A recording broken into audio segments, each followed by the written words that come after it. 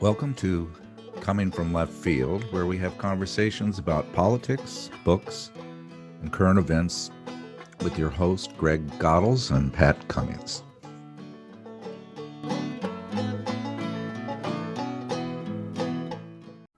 The school year has started. Big yellow buses are rolling, our kids are in classrooms, and teachers are taking attendance. But there's another entity in the classroom spying on our children and using the information to make money. Big tech. They found a way to skirt privacy laws and access a lucrative industry of data that would otherwise be off limits. They are virtually unrestrained in how they can use this data for profit or other purposes. Oh my, let's discuss.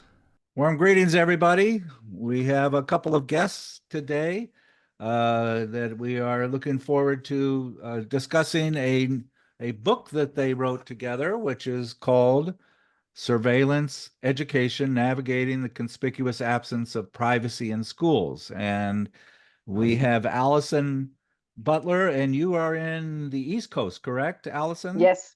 We'll go work at the University of Massachusetts. Your specialty is media literacy, critical media literacy, and impact of media on society. And Nolan, you are on the West Coast with me. You will teach at several universities in California. Again, a critical media scholar. You have written a couple of books, and we should chat a little bit about your book, Anatomy of Fake News, maybe at some point in time. But we're here to talk about this book, about surveillance education, and really enjoyed the book. Greg and I both did, and tell us about it. Yeah, thank you very much for having us on the program. Pleasure to be here. Allison and I have worked together for a lot of years in the critical media literacy space, and we talk quite regularly. And we were sort of interested initially with the legality of what we saw of a lot of these tools surveilling the classroom, and how our campuses were asking us to use certain tools. And as people who are not lawyers, we were just sort of curious in the legality of it. We were well aware of the power dynamics that shape these tools, and the arguments for their utilization.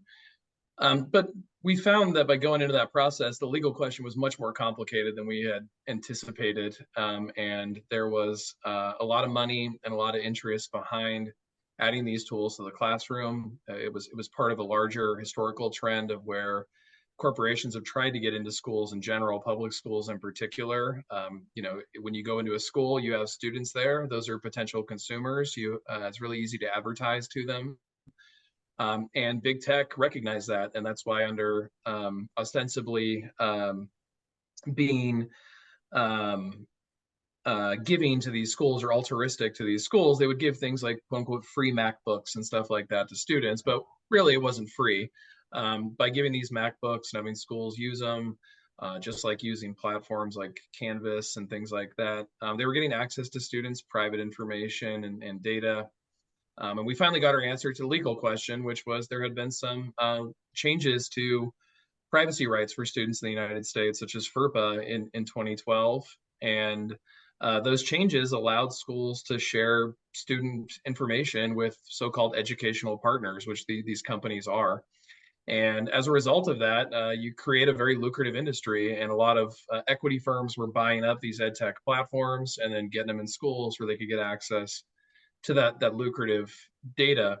And the last thing I'll just point out is we didn't want to just report the reality of what was going on in schools. We also want to talk about the potential dangers, what the dangers pose to students, to faculty, especially as labor, and to the larger education process of learning by having these tools in the classroom. So we wanted to point out the dangers, the threats, and then offer solutions. And so we spent quite a lot of time offering solutions to parents, students, faculty, administrators, and even the ed tech industry on how to make some of these tools more equitable and inclusive than they currently are. So talk a little bit about FERPA. That is the law that protects privacy with students. Isn't it with our medical records too? It's I'm not sure what FERPA stands for. I should, but federal something. What is it? FERPA. You want to can't. take this one, Allison? Yeah, sure. So FERPA is the sort of Family and Education Privacy Act. I think That's it. it's kind of cousins to HIPAA, which HIPAA. is HIPAA is what protects our medical records.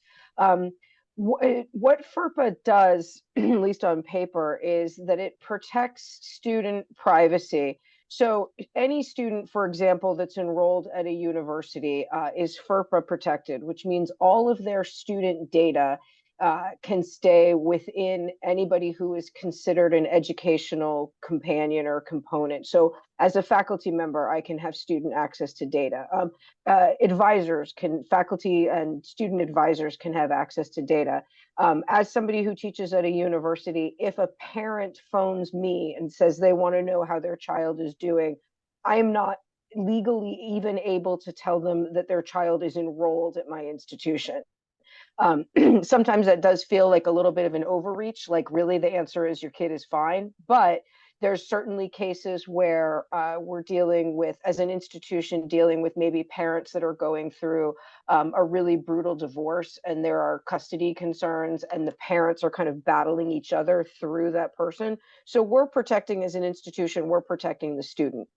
uh, the student directs the conversation if they do want their parents involved. And there are certainly sometimes places where having their parents involved in the conversation is legit. They get to dictate the terms. They get to sign a form that says, yes, you can give my parents my information. What's tricky with FERPA is that these corporations have named themselves as educational partners, right? They've combined with, there are certain corporations that are either ed tech companies or have combined with ed tech companies. And so by naming themselves as educational partners, they get access to student data. So the kind of irony of it all is that if a student's mom calls me and says, how's my kid doing? I say, I can't tell you. I can't say anything because your kid is protected by FERPA. But if a nameless, faceless corporation that has set themselves up as an educational partner gets to dig into some of these learning management systems, they have all the students' data. And I can attest to that because as director of research and evaluation in several very large school districts, we got around this by let me give you an example. You have an after school program and you want to know if the after school program has a positive effect on education. We couldn't give the YMCA, or we couldn't give these people the information because it's all school information is protected. But we would form these research entities where we get in a room together and we'd say, what kind of common research questions do we want to ask? And by me controlling the anonymity of the students, we would essentially design programs that would benefit the people, either, sometimes very legitimate industry, university questions and people getting their doctoral dissertation. They need to protect that. But towards the end of my career, it was Pearson and it was all of these other large corporations that realized that there's a lot of gold in them, their data, bits and bytes.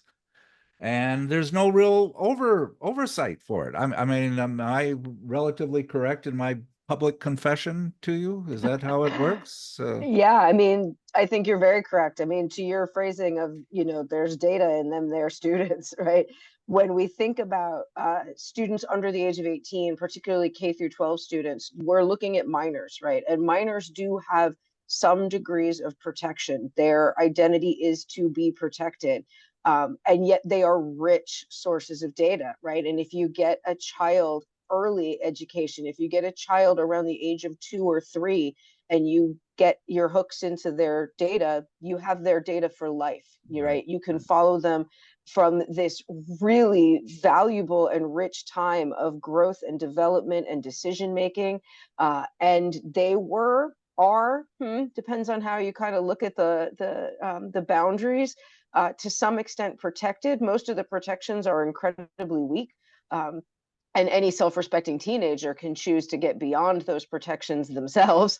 But it does mean that these corporations can start accessing minor data prior to their legal ability to give proactive consent. And it is, for Google, for example, I mean, doesn't pretend to be an educational company at all, but they want everybody's data. And they have publicly stated that it is worth paying the fines for getting caught. It is worth that to go in to get minor data, even if they're doing it in nefarious ways. Greg, jump in here. Give me your thoughts, general overview on the book. Well, I have questions. It's not just data collection here that's involved with surveillance, though, is it? I mean, there's numerous things that surveillance does and affects students by existing. I mean, the argument is, I guess the positive argument would be if we put cameras in every school, we wouldn't have as many mass shootings. And I don't know if that's the case or not. Probably not. I think in your book you suggest it's not. But there are many other things besides data collection that are wrong with surveying students. Are there not? And it's a great point. The data collection is kind of the rarely mentioned motivator for a lot of these companies to want to get into the classroom. But the problems go beyond that. Because the data is collected and analyzed, of course, different industries or political campaigns could theoretically use that information to try and nudge or predict the student's behavior, exploit the student in the future, certainly. But there's also other unintended consequences. So there are data breaches, for example, which happen consistently. But to your other question about going beyond the data, one of the things we talk about is learning. We are teachers. We're people who value education greatly. And education necessitates students taking risks and making mistakes.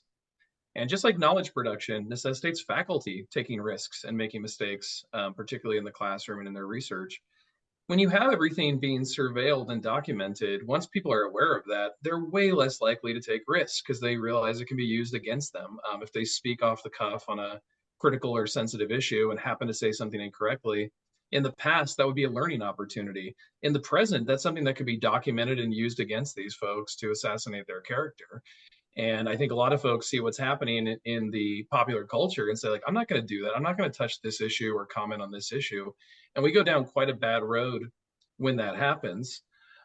Also, to your point about safety, I think we end up coming up with the delusion of safety when we rely on these tools. In a lot of cases, we continue to have mass shootings, even though there are surveillance systems.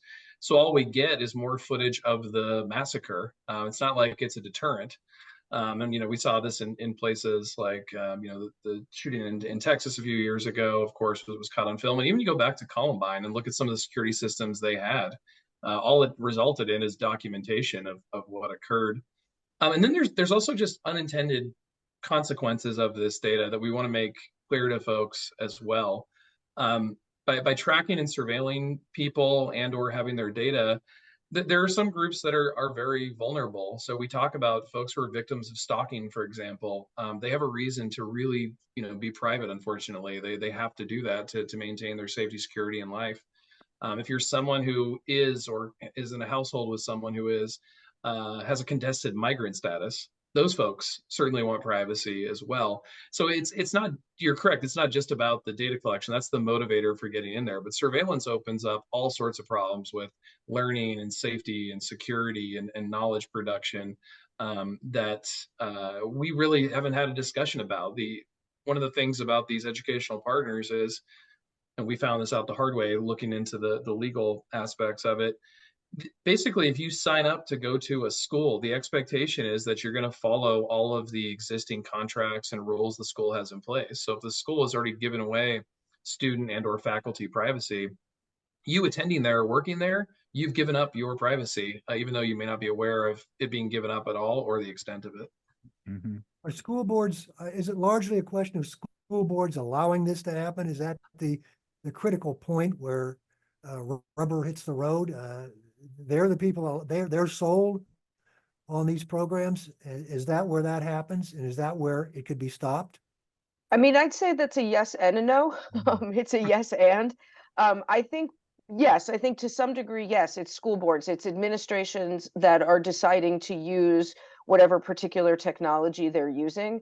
But I think in their defense, in the administration's defense and in the school board's defense, they're being sold a bill of goods that isn't necessarily true, right? They're being told this is a technology that's going to make teaching easier. This is a technology that's going to make grading for your teachers easier.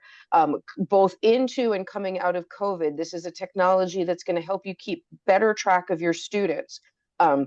This is a technology that, as Nolan was talking about, that is going to keep all of our students safer, right? Our school boards, our administrators get sold this idea, and that might not necessarily be what's actually happening. I mean, that's the tricky thing with a lot of these corporations, is that they're not actually lying, right?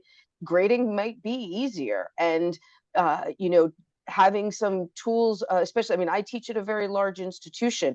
We can't take care of student success on paper, right? It's unfeasible. So yeah, there are certainly things that are convenient about them. It's the what else, it's the kind of what's next that comes. In the book, we talked with a handful of K through 12 classroom teachers, many of whom use a technology called Go Guardian, which is where they can monitor their students' computer screens. So their computer is kind of tapped in to their students' computer screens, and they can see what their students are working on. They can see if their students are off task. They can support their students by having access to their screens. Absolutely convenient, right? Certainly was probably helpful during COVID and school lockdowns, or maybe if there were quarantines or so on and so forth.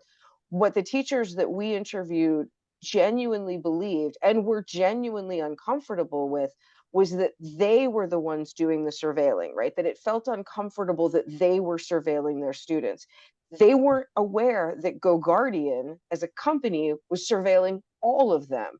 And we have one story of a teacher whose student was homesick one day, and he had a school issued laptop with him, and she was doing Go Guardian in her classroom and could see that the student was like watching YouTube videos, and she was like, I don't want to, this kid's homesick, that's not my business. And that was like a little bit of a red flag of like, oh, this isn't just happening in my classroom, right? So I think I mean, this is, you know, part of the reason why we wrote this book to teachers, to families, to librarians, to say, you're being told one thing, which is a true thing.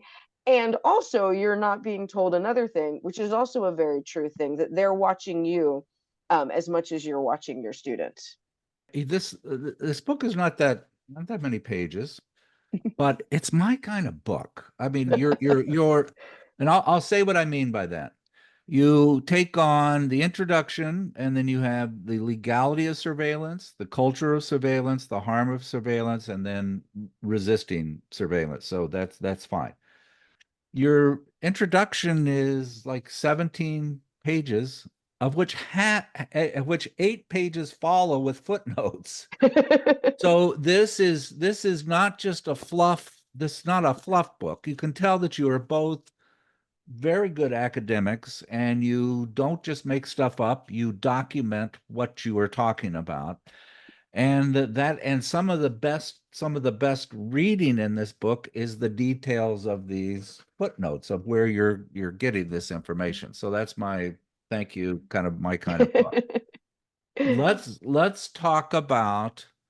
Pat, we should just end the interview there. I don't see how that's going to get any better. That sounds great. Yeah, thank you very much. It is. I just get so tired of this just sort of fluff stuff, and this is anyway. This is good stuff, and I know Greg appreciates that too, because we talked to that before you came on. Okay, let's talk about 1996 and the Section 230 Communication Act, when a lot of the laws governing what you're talking about, the foundation of them are occurring from that period of time, which I don't know if it was you or another thing that I read at that time, that they were deciding on what to do with the internet with this very important law. Half of all the senators were not on the internet, and only 1/4 of the senators had email. And they're writing the law that's governing Section 230. So talk about that. Fill us in on that. Yeah, I think Section 230 actually, despite my criticisms of it, I will say I do think it came from a remarkably good place, believe it or not. But there was a general sense in Washington at the time, Washington, D.C., that the internet held great promise economically, and that if we put any regulations on it or taxation on it, we were going to stifle that innovation and creativity, and we would suffer and miss out, and the market would suffer. Whatever, that remains to be seen. But anyways, that was kind of the context in which it was created. There was a deregulation and a lot of industries at that time, including the internet. And Section 230 was in response to this question about what existing regulatory framework does the internet fit into? And the ethos in Washington was, well, if they're moderating content, then they're publishers. They should be held up to the same standards as like a newspaper, for example. But there was some pushback by Congress people who said, well, hang on a second. Some of these are moderating content to get rid of problematic content. And so we're going to punish those folks, but those who don't moderate at all and let problematic content be on the platform, they're going to benefit from doing nothing. Mm-hmm. And so Section 230 would say, let's shield these companies from anything that third-party individuals post on their platforms. And this is how social media is developed. If social media platforms could be sued for libel or defamation by posts of users, they'd be out of business within seconds. But Section 230, known as the 26 words that created the internet, that blocked a lot of these companies. And I think to your point, a lot of people weren't using the internet at the time, especially lawmakers, and I don't think they saw where it was going. The reason why I think it's really important that you brought this up, and I want to emphasize this to the audience out there, at least in my estimation, having the benefit of being in the present and looking back with hindsight, I think we made a mistake. I don't think we were proactive enough on the internet. I think we bought way too much into the kind of techno-utopian arguments where if you had critiques or questions, you were treated as like old school and out of touch and, a Luddite or something like that. I think right now we're in that same moment with AI. And I hope we don't make the same mistake, that we are more proactive, and we learned that lesson from what went on in the 90s, where there were a lot of seemingly now very clear threats and warnings that we could have reacted to, but now we're 20, 30 years in and we're struggling to figure out how to deal with some of these problems that we've normalized.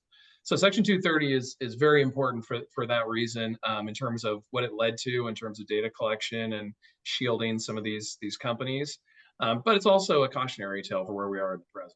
Say, to add to that, like one thing that we definitely need to think about, and we touch on this a little bit in the book, and then there's parts of this that we don't talk about because it's, this was a time that Nolan and I both had to say, like, we actually need to like stop reading. We need to stop looking at stuff because there's just new things every day. But a larger concern, of course, is that the law takes a while to catch up, right? Mm-hmm. Technology is developed really quickly and gets increasing sophistication very, very quickly. And the law can be sluggish.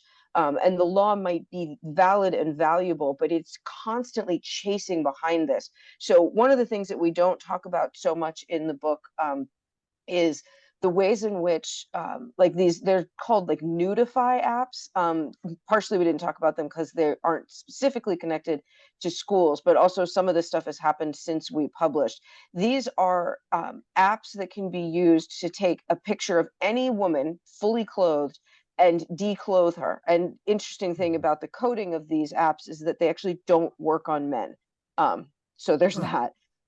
And any woman who finds a now naked picture of herself online, the law is still catching up to this. And what the law does now in some states is will perpetrate the person who created that image, if that person can get caught, which is of course tricky. But the young woman who's had her identity shifted, there's a couple of quirky things with this. One, she has to do all the labor to find all of these pics because each pic is then a different case, right? A different entry.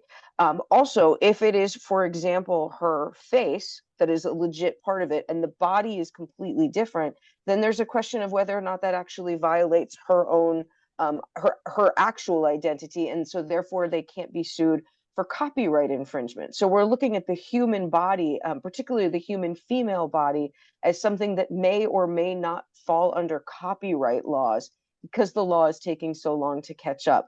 What the laws don't do right now is they don't perpetrate the entity, the body, the company, whatever, that created the app to begin with. So it's incredibly hard to prosecute these cases, but you're prosecuting a symptom versus the source. And so this is something that, you know, when we look back, as Nolan was saying, with like the benefit of hindsight, and we sort of be in our present and then look at our past, is we might need to be thinking about looking at some of these red flags differently. I don't think the internet should have a corporate owner. I would want it to be anti-corporate as possible, but the freedom and the curiosity got us into a fair amount of human trouble, and we might need to be thinking about that freedom and thinking about that curiosity as to what kind of nefarious act can happen, and then how do we catch up to that. Regarding that in the section 230, I don't know if it was the the blackout challenge or the speed app on TikTok that the blackout challenge was, as I understand it, a thing on TikTok where they were having kids learn to kind of suffocate themselves or be suffocated. And then in that, what happens when that occurs after that, if you don't die, you get this kind of hallucinatory, feeling that's strange and it's weird. And there was a 10-year-old girl that did that based on these challenge videos, which are an important part of engagement. We can spend a lot of time about that. And the parents sued, and Section 230 said, no, we're protected. We can't be responsible. But as I understand, recently a federal judge now reopened that and said, yes, you can be responsible for what you put on the internet. And it was also the speed challenge. Are you familiar with the speed challenge app on TikTok? The speed challenge app was an older one where kids would have their iPhone and the iPhone would record their speed, and so they'd do these videos, encouraged to do these videos of how fast they're going. And this was like 3-4 years ago, and there were just wrecks and people being killed, young people being killed because they were participating in this. And again, the company finally withdrew it. But who's responsible when you are doing this kind of nefarious thing and kids are being harmed? I don't know. That's your what do you say? What do you say? Who's responsible? Oh, I think that's one of the questions we're wrestling with, obviously, as a society right now. Obviously, there's a lot of, I think, blame to go around. The folks creating this content certainly play a role in there, but this is one of the critiques I have about modern discussions about social media platforms. We like to break it down to an individual problem, right? If we just get rid of Alex Jones, we'll get rid of the fake news problem. If we just get rid of the person making the speed videos, we'll get rid of that problem. But really, the platform algorithms themselves are the problem. They choose what to amplify and what not to amplify. So those videos of the speed challenge, for example, that algorithm it was designed in a way to make a decision about whether or not to amplify those messages to young people. At the same time, it's also suppressing information that it's not sending to young people, content that the company has decided is not engaging.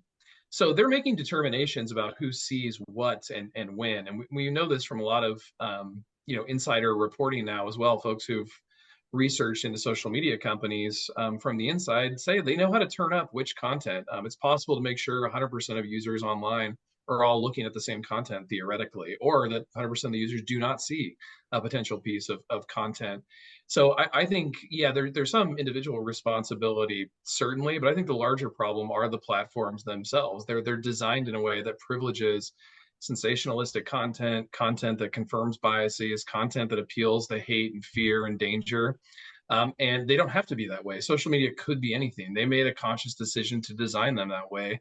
And as a result of that, we're all living with the effects of it. So you have to talk about these companies just taking some of the responsibility. This all worries me because the three of you have taken me into the woods of technology and AI, and makes me very nervous. And I'm sure some of our listeners will feel the same way. And I wonder, as I have a philosophical bent, perhaps we see here a contradiction between they're really the fundamentals of liberal democratic theory and the development of technology and where it's gotten to. And since I can't see putting the toothpaste back into the tube of technology, I don't know how you do that. I don't think anyone's ever accomplished that.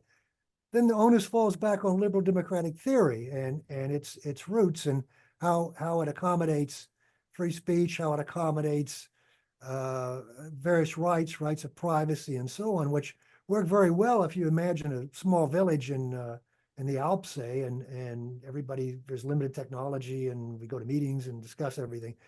But here aren't we up against really a serious contradiction between where we are technologically and in general, not just in the States or in Europe or wherever, but in general, this is a serious problem, is it not? It is a serious problem. I think it's an is and ought problem, right? This is how technology is. It's maybe not how it ought to be. And so to Nolan's point, absolutely. Like the platforms need to, I would want them to take a little bit more responsibility, and or we need to hold them a bit more responsible, right? To what he was saying about how the algorithms, like we know from insider knowledge that they can kind of push and pull and maneuver so that we are all, whoever the all is, seeing the same thing, right? I'm loving it. I'm loving seeing the little pygmy hippopotamus sneeze as it's growing up. It's super cute. Yay. That's a really bright spot in my day. Our days are dark these days, right? I mean, it is a difficult time to be on the planet. If I get to waste a few moments looking at an adorable little hippopotamus, I am probably going to feel better. And also, what am I not seeing, right? So some of what we talk about in critical media literacy is that the absence of data is data. If I've got all of these wonderful animal videos, which do make me very happy, what am I not getting, right? What is not being sent to me? I think if we are consistent enough technology users, we can start to figure out pretty quickly what the platforms think who they think we are, what they think we're about. Our algorithm can feel quite consistent. It's when we do some sort of wrinkle, when we ask a question that might be just a little bit different than what we normally ask, that we start to see things. And once we start to see things that are a little bit different, maybe we can start having that conversation of what else am I not being shown, right? When I am being shown so much of this type of video, what am I missing out on? What isn't happening? I'll give a personal example that I assume came from doing this research. I can't quite figure out where else it would be. But I have somehow managed to get myself, I have since unsubscribed, but I have somehow managed to get myself on a listserv of Proud Patriots, which is not my political forte at all. And I read about 3 or 4 of these emails. I mean, I figured out pretty fast what they were, but I read about 3 or 4 just to kind of say, okay, how did this, like, where did I go that I got put onto this list, right? And it is right before an election time, and we do a fair amount of research on surveillance technologies. I'm guessing there was some sort of behind the scenes mathematical formula that got me put on this list. I have since unsubscribed, but it's once we start to see those little wrinkles in the algorithm that we go, oh, there's a lot more information out there than I might have thought of myself. I think of my life as pretty consistent. I think of my life as pretty kind of even keel. But obviously, there's something that is providing me with providing information that is different about me. So there might be something else for me to look at. So yeah, it's frightening. But I think if we stay within that scared space, which is a very reasonable place to be, then we're not participating in the change that could happen. That's one of the reasons why we end the book with resistance and with suggestions of, like, there are ways that I think the platforms need to take the most responsibility? Absolutely. But we can also participate in that. This is what we are being presented with. It is not necessarily what we need to accept full stop. We can demand and do things to make change. If I can add to that, just one other part to Greg's question to build on what Allison said there.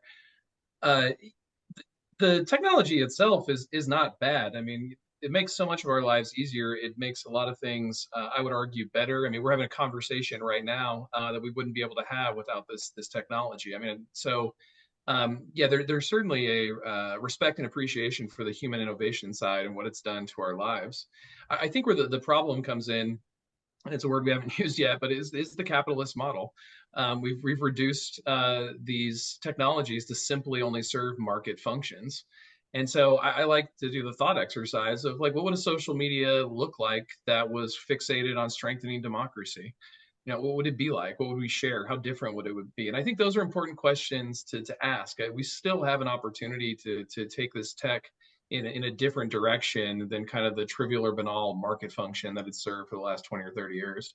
Can you Greg, accomplish that with capitalism? I mean, can capitalism accomplish that? It's, we're down the road from 9/11 with surveillance, not just in schools, universities, but and we've learned to accept a level of surveillance that's got us in a serious bind. I mean, people walk down the streets and have no idea that, I mean, I by being on the left, I've seen my FBI numbers. I mean, I know I've been surveilled for 40, 50 years. It's not new. It's not new. It's part of parcel of the, and I'm glad you brought up capitalism, because that's essentially why I've been surveilled, because I'm anti-capitalist.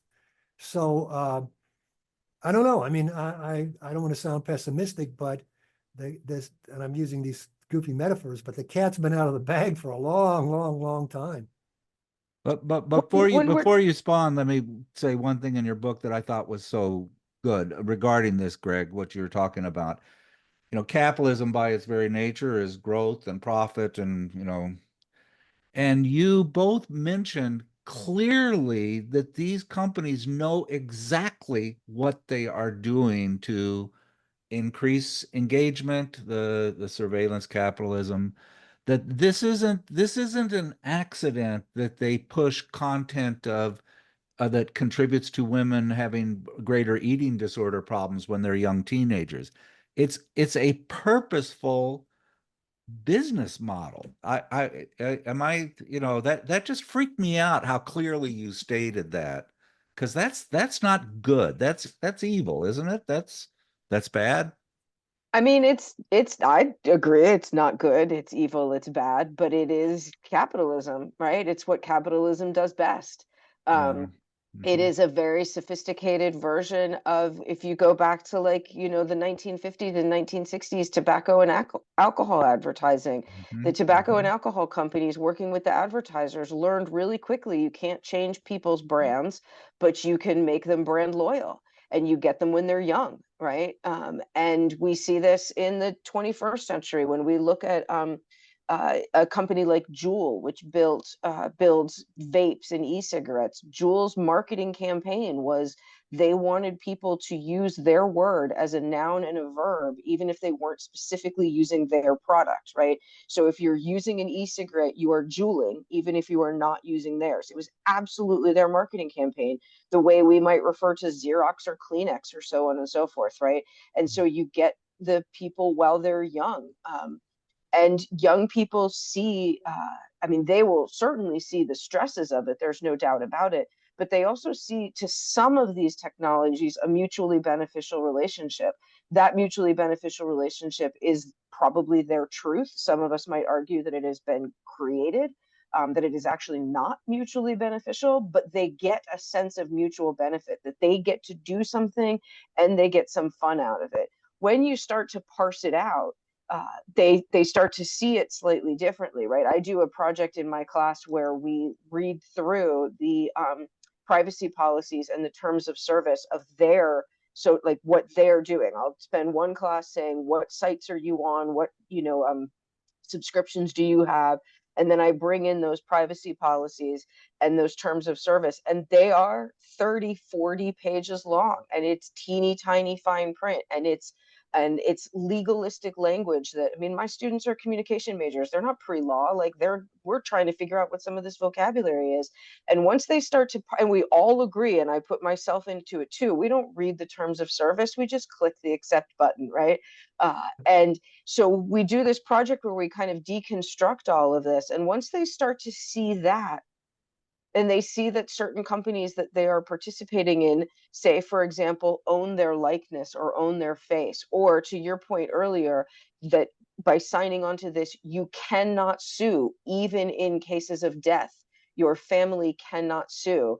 That the only option is arbitration. They do start to see that this isn't actually the most mutually beneficial relationship, but there's a big but there, right? Even if they think it's problematic, these are students who are about to enter into the workforce, and they are expected to know how to use these technologies. The assumptions that we make, that adults make about these young adults is, oh, great, they're going to be tech savvy. They'll handle all of our tech.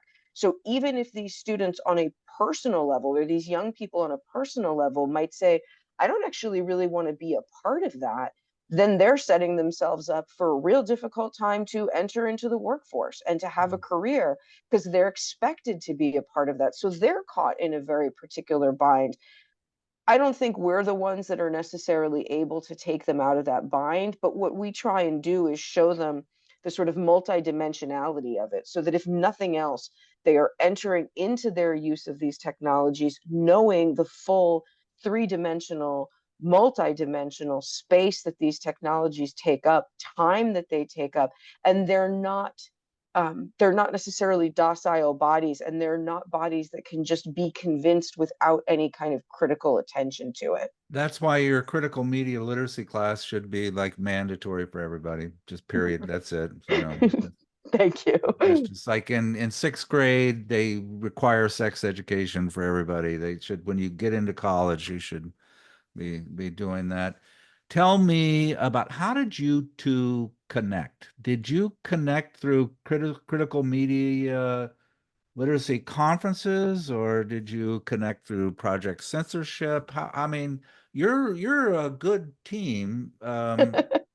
You are. How did you get to know each other? Well, Nolan I'm is the little laughing. brother I Don't never tell me it was with wanted. an online dating app. No, Do not tell me it was an online dating app. no, our Okay, good. spouses are actually pretty good friends too. That would be really Oh, awkward. okay, all right, good. That's good. I just want We to. actually met in my neck of the woods. We met at a media literacy conference in Boston. Mm-hmm. Um, and then um, and then we met at a media literacy conference in Connecticut. And then, gosh, now it does going to sound like we started dating. Then we started talking. And yeah, so I guess that's right. Yeah, we met up at a handful of different conferences, and then we sort of started talking IRL, as it were, and started asking each other a lot of the same questions, and started being frustrated about a lot of the same things, but like curious kind of frustration. I'd say that would be the start of it. Yeah, and then we were on a lot of boards together, and then we started doing some publications together, and just kind of took off from there. It's been, I guess, what, 10 years now, probably? Oh, sweetheart. No I think anniversary gift.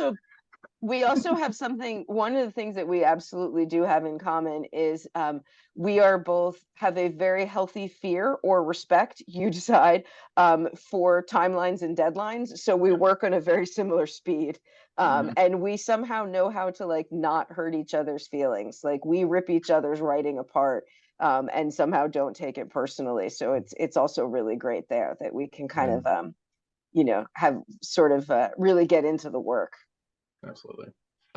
We had on Andy Lee Roth, who was the wrote the book on, or Project Censorship. I know that you are involved with that a little bit, Nolan. Actually, Greg, you even had an article almost published when you were in grad school or something. Wasn't that correct, or am I making that up? With Project Censorship. And I really want to I knew nothing about Project Censorship until we, jumped into that. It's a great organization. Give us just a bird's eye view of why people should always put that on their radar and stay current with Project Censorship.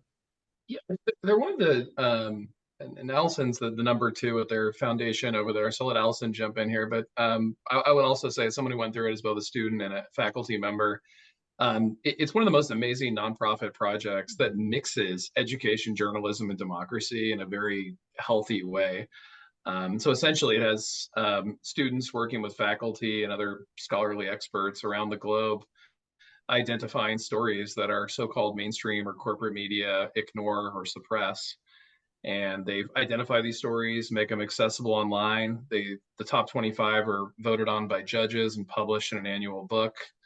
A lot of the scholars and judges associated with it do a ton of media analysis, both in real-time op-eds and looking back over the ways in which our supposed free media system peddles a lot of opinion and propaganda and a narrow bunch of reporting and misses a lot of what's going on in larger society. So I think if you want to become more media literate, it's a great organization. But also if you just want to know what's going on that you're missing by watching legacy media, projectcensored.org has a ton of content to catch you up and give you a more well-rounded understanding of what's going on in our country. Yeah.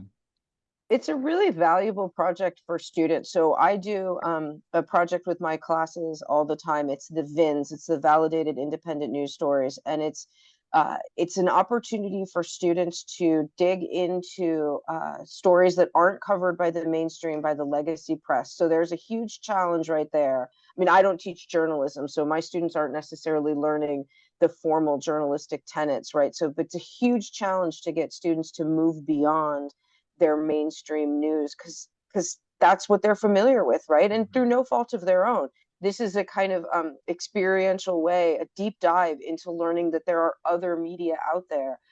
And then in this, in this time period that we live in, and in this higher education period that we're teaching in, where students are being told from day one, from high school day one, that you have to think about your job, which I think is terribly unfair. They should be able to just think about school. Like, I would love them to just be at college for 4 years, right? That's not the world that they live in. So what this project can also do is give them a really great professional development that is within their classroom, right? So they don't have to take extra time. It doesn't have to be time maybe taken away from if they absolutely have to be working for pay to pay the bills, not just for fun pocket cash. It is part of their educational experience. So there's an equity aspect to it as well. And at the end of this, they get a publication out of it, right? So they get a really valuable line on their resume, which is absolutely needed these days. They get to learn how to do, like, employers, the number one thing that employers are looking for are folks that can work in a team. I have my students do it as a group. So they're getting teamwork. They're learning about motivation, independent research, independent writing. They're learning about deadlines, like all through experiential learning. And it couples with this like really tangible product where they get to see their name in print, and that's really cool. And all this time, they're also learning about an entirely new and different to them media environment, and it opens doors that if I stand in the front of the classroom and say, here's what's up with corporate media, here's what's up with legacy media, you should pay attention to the independent media, in one ear and out the other. When they're involved with it themselves, they're the content creators, they're the knowledge developers. There's a sense of autonomy and ownership over it, and they can really see beyond the walls of the classroom the impact of their work. Did you watch Kamala last night on Fox News do the interview, her interview? I've seen some of the highlights of it. I haven't watched the full interview yet. Okay. It's horrible. I mean, just the distortion, and I mean, you expect that, but how do we counteract that we are in an election that is this close when you have interviews that are so obviously distorted and propagandized by their how I'm just flabbergasted. I'm just kind of stuck. I know it's always been bad, but it just is. And probably, Nolan, from your book, we've always had distortion of information. It's not like it's a new phenomenon, but what's the solution? Well, I mean, one of the solutions that we clearly advocate for is the radical idea of democracy. We want the people to be able to determine the veracity of information and the power dynamics of information for themselves, not depend on government or industry to tell you what's true, what's false, what you can see, what you can't see. That's sort of the individual electorate ish level. But I think there's a larger question that you're getting to about journalism in this country, which is, we've allowed the consolidation of journalism into a handful of companies that control 90% of our news media. They're profit motivated, and they find that, one way is to gain profit is to find one demographic and focus your message on capturing that demographic, and usually telling that demographic they're right and a character of the other side is coming for them and wrong, keeps those audiences tuned in. And so someone like outlet like Fox News, Harris is perfect, right? Bring her on there. She is the character of the enemy they've been talking about for 30, 40 years. The audience is already terrified of her. You can pick up on any actual error, mistake, or problem with her, and you can extend it. You can overly focus on it. And even though her opponent may have those same issues, like flip-flopping, for example, you just don't talk about the opponent doing it. You focus on Harris flip-flopping and talk about it, or you focus on Tim Walz making errors, falsehoods in his speech. You just don't say the same for Trump. And if you're in that bubble, that's all you hear. Harris is a flip-flopper. Walz is a liar. Luckily, we have Donald Trump. Let's elect him. And that's kind of the message comes from Fox. And I would argue that the same thing happens from MSNBC. So that's the problem. But as far as your question about solutions, this wasn't the solution I think I would have necessarily chosen 20 years ago, but I think it's coming to fruition. Legacy media are losing audiences in huge numbers. They got a little bit of a bump thanks to Trump, but once Trump left, CNN lost like half its audience. A lot of people are gravitating toward newer media, which does have problems. There are a lack of gatekeepers. A lot of these people are not journalists. There's a lot of propagandists and influencers in the new media space, et cetera, et cetera. But there's also a lot of opportunities to have conversations about topics that have been censored in legacy media for years. There's also an opportunity to get politicians to have actual deep discussions for like an hour or 2 hours in some cases, which Trump and Harris have felt forced to do in this election. They're going to the podcast, right? You see Harris on Call Her Daddy. You see Harris and Trump reportedly maybe going on Joe Rogan. Trump has been on Theo Vaughn and Andrew Schultz. So I think we're starting to see legacy media collapse in terms of audience. We see some promises of new media, although there are problems in that space that need to be addressed. But I'm sort of optimistic at where it's going right now. Before we could even talk about alternative news sources, you generally had to convince audiences that their so-called free press was problematic and corporate propaganda. But I think in the last 20 or so years, we've gotten there. A lot more people are aware of how much nonsense is passed off as journalism in this country. Yeah. To use the example you gave, Pat, of the interview on Fox, there's an article today in The Hill, which I thought was very perceptive. Didn't delve into who was right or who did better or who fared better or who was being fair. It said there was a moment in the interview in which the interviewer riffed on something she said. She's telling how bad Trump was and how Trump was unfit and Trump really couldn't lead because of this and that and the other. The interviewer says, well, when did you decide that there was something wrong with Biden? You were around him for 3 years. When did you come to the conclusion that he couldn't function anymore? Because she was a cheerleader through that whole period.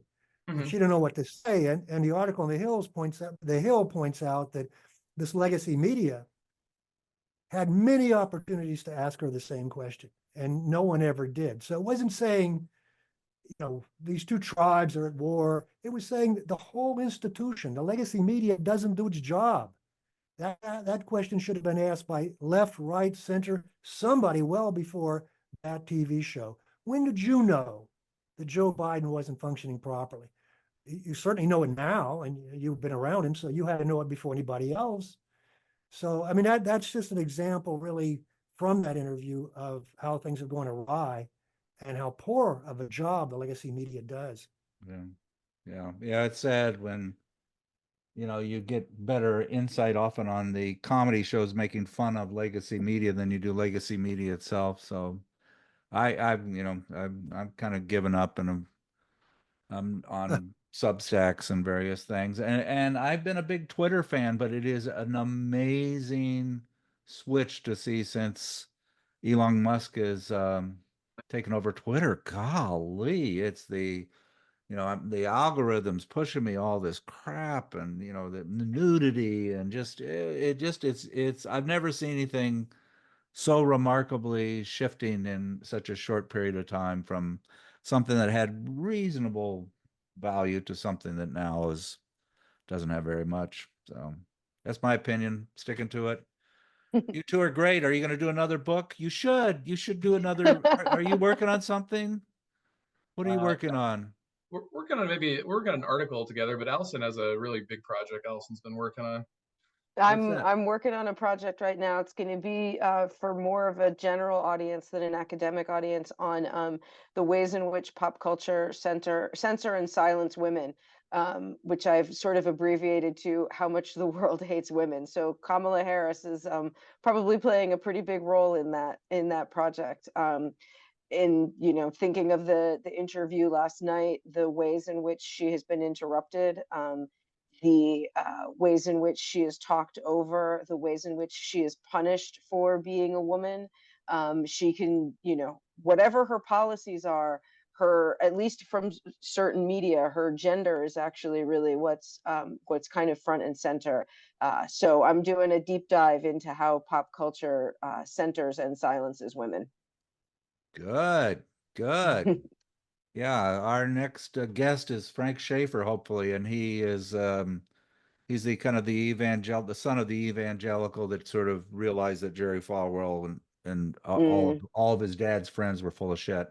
And if you look at the theme of his opposition to to fundamentalists, Christianity as it's being portrayed through politics, it's women that he says is the key. It's controlling women. It's the patriarchy. It's the fact that at homeschool fathers pick their daughters' husbands.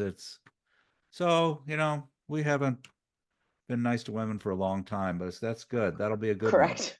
Yeah, that'll be really good. Hey, you guys were great. You guys were really fun, and I learned so much from your book, and it just is up my alley. And Greg, you're a Luddite, and you actually liked it a lot, didn't you? Yeah, you're right about me. I'm a Luddite. I go in the woods so fast when you talk about technology. You lose me.